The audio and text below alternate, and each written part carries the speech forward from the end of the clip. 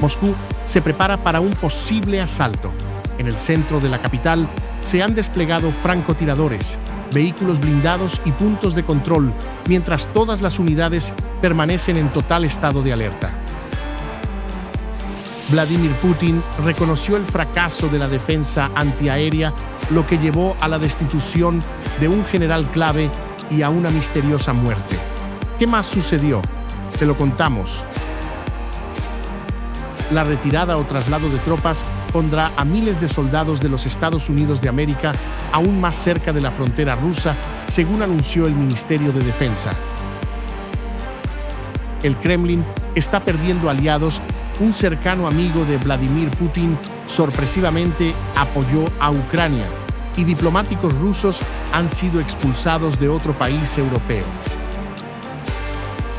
El Ministerio de Asuntos Exteriores promete una respuesta contundente. En toda Ucrania, la policía lleva a cabo una operación masiva con registros en todo el país. ¿Contra quiénes han decidido actuar con firmeza las fuerzas de seguridad ucranianas?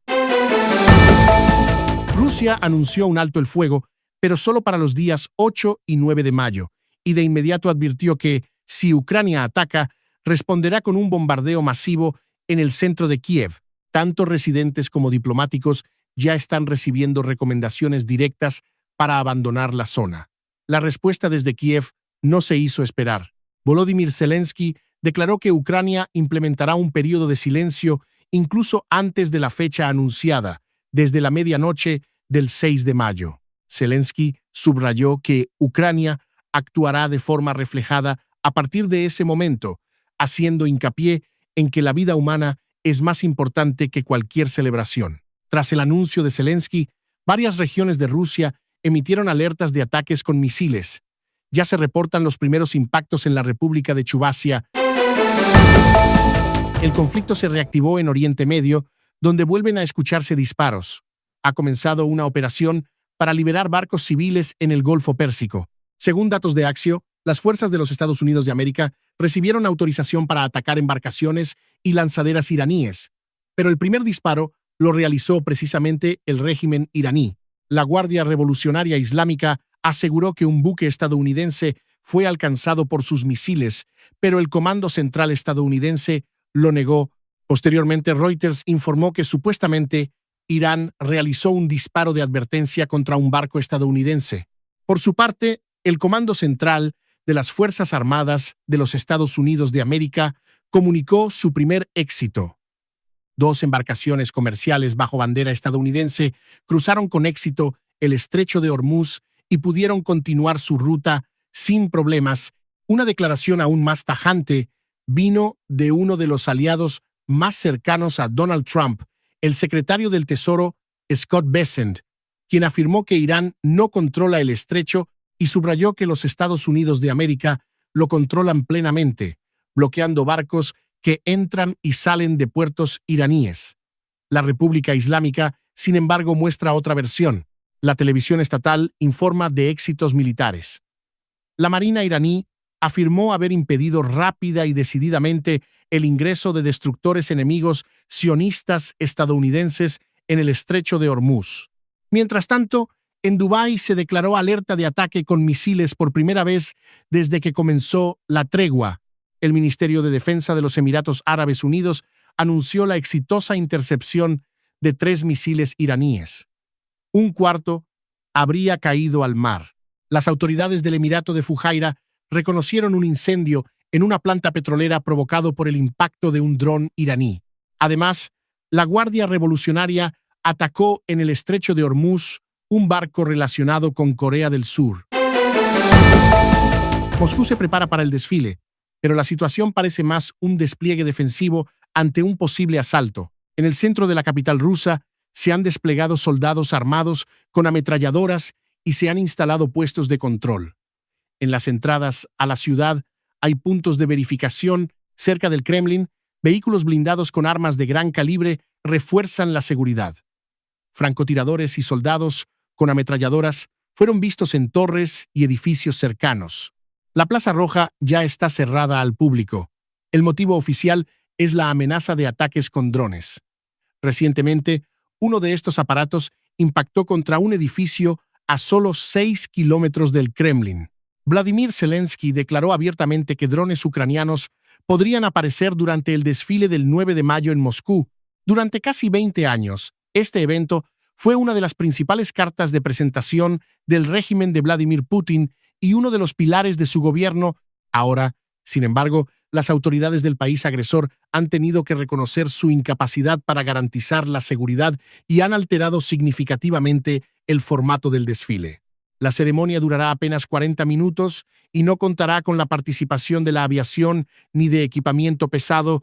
Según filtraciones, el Ministerio de Defensa ha concentrado en la capital la mayor parte de los sistemas de defensa antiaérea que aún quedan en el país, dejando sin protección a otras regiones de Rusia.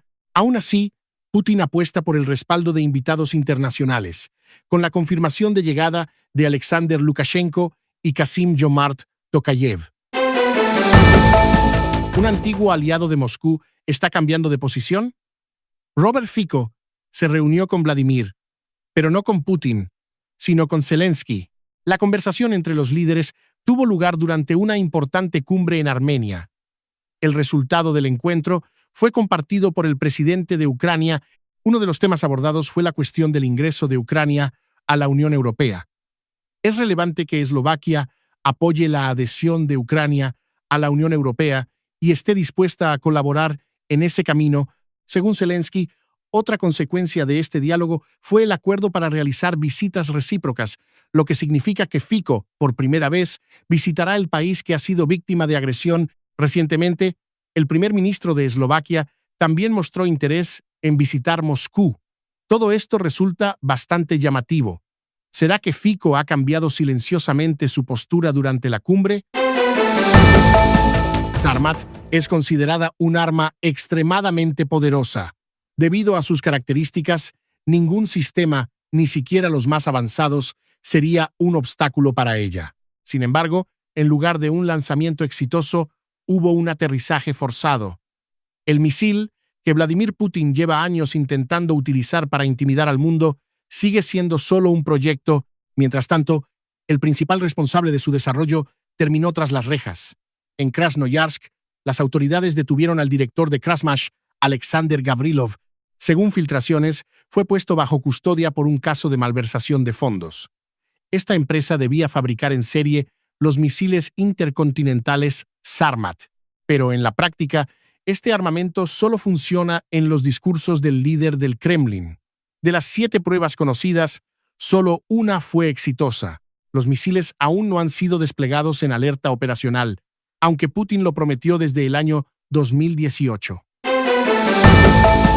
La Policía Nacional de Ucrania informó sobre una operación a gran escala que incluyó registros masivos contra empleados de los centros territoriales de reclutamiento, abarcando 16 regiones del país. Las fuerzas de seguridad realizaron 44 allanamientos en domicilios de actuales y exempleados de estos centros. Uno de los jefes en Odessa, según la investigación, acumuló activos por más de 45 millones de grivnas. En otros casos, se detectaron discrepancias en las declaraciones patrimoniales que alcanzan varios millones. Durante los registros, se incautaron un automóvil Tesla, motocicletas y dinero en distintas monedas. En tan solo unos días, se elaboraron más de 150 informes por infracciones relacionadas con la corrupción. Persiste la incógnita de si las fuerzas de seguridad ucranianas realmente han iniciado una ofensiva seria contra la corrupción dentro de los centros territoriales de reclutamiento. El fracaso de la defensa antiaérea rusa ha sido reconocido al más alto nivel. Vladimir Putin reemplazó al comandante de las fuerzas aeroespaciales, que también son responsables de la defensa antiaérea. Según datos de RBK, Víctor Absalov fue removido del cargo, una decisión que no se anunció oficialmente y que se relaciona con una serie de ataques de drones que la defensa antiaérea no logró repeler por completo. Solo en abril, la infraestructura clave fue golpeada por más de 20 ataques a instalaciones petroleras, resultando en daños a por lo menos 9 refinerías, de las cuales 5 detuvieron sus operaciones temporalmente. La producción de refinado de petróleo cayó al nivel del año 2009. Así, el comandante de toda una rama militar en Rusia fue removido por acción de Madiar, Sirsky y Zelensky. En el lugar de Absalov, Putin nombró al coronel general Alexander Chaiko, considerado un criminal de guerra y quien lideró la invasión rusa en la primavera de 2022. Es señalado como responsable de la masacre de Bucha. Sin embargo, este general no logró tomar Kiev. ¿Será que ahora tendrá éxito con la defensa antiaérea? La situación es aún más complicada para otro general ruso, cuya situación es mucho más grave que la del destituido Absalov, ha sido hallado muerto. Según informa el periódico Komsomolskaya Pravda de Moscú, el cuerpo de Stanislav Petrov fue encontrado en su apartamento en un edificio a orillas del río. Según el medio, se halló un arma de fuego cerca del cuerpo. Esta información fue confirmada por fuentes de la agencia RIA Novosti. Ambos medios de comunicación progubernamentales difundieron la versión de suicidio. El coronel general Petrov no era un personaje cualquiera. Comandó las tropas de defensa química durante la Unión Soviética y participó en las labores tras el desastre de Chernóbil.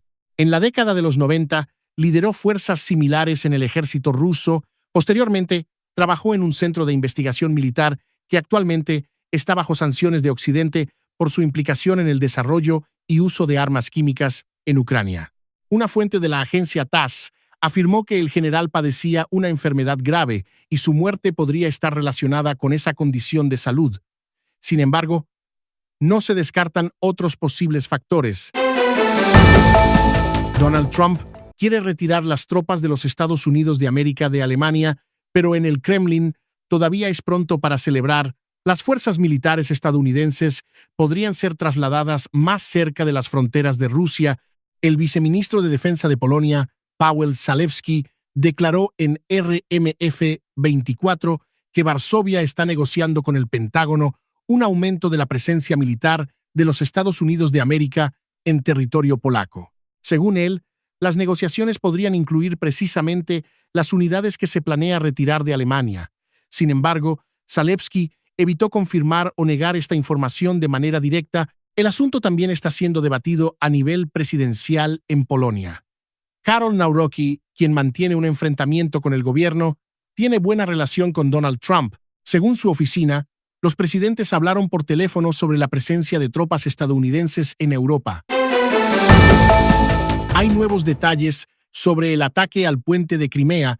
La operación fue llevada a cabo por drones navales ucranianos.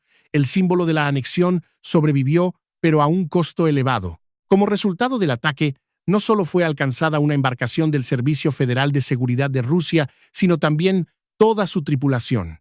Así lo informa el canal de Telegram VCKOGPU, que publicó la lista de 8 fallecidos. La operación fue realizada por militares ucranianos el 30 de abril, tema que ya había sido abordado en emisiones anteriores. Sin embargo, el Estado Mayor General de Ucrania no había proporcionado datos precisos sobre las pérdidas de las fuerzas ocupantes. Ahora se sabe que fueron totales.